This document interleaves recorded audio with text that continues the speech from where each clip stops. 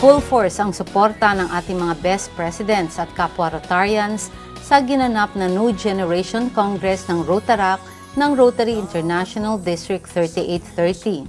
Ang New Generation ay ang pamamaraan ng Rotary International para mahikayat ang mga kabataan na makiisa sa mga gawain ng Rotary International.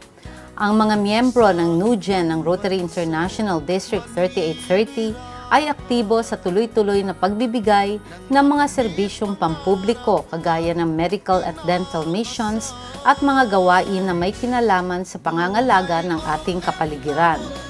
Sa ginanap na New Gen Congress sa Taguig City University, lalo pang pinalawig ang kahalagahan ng partisipasyon ng mga kabataan sa mga gawain ng Rotary International.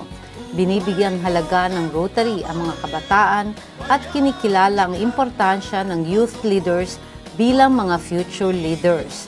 Ang mga piling speakers ay buong pusong nagbahagi ng kanilang mga karanasan para magsilbing inspirasyon at driving force para lalo pang umigting ang pagnanasa sa puso ng ating mga kabataan na mag-alay ng selfless public service. Thank you all for coming, Breaking Fires! You just don't know the feeling on top of the stage, seeing every single chair filled.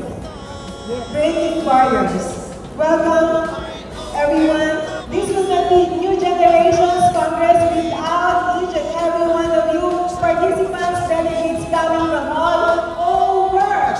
Let's all give ourselves a big hand. Okay.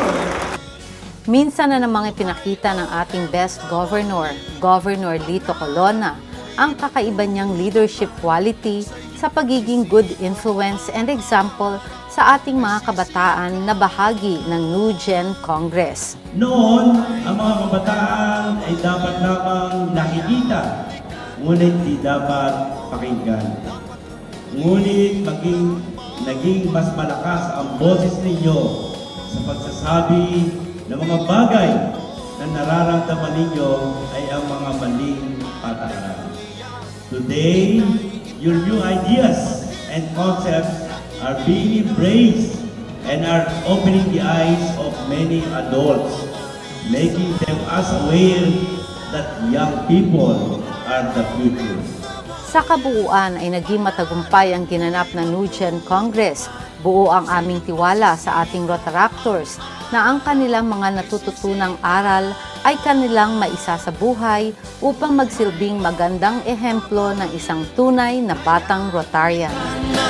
Totoo, dapat kong purihin ng bawat katulad ko.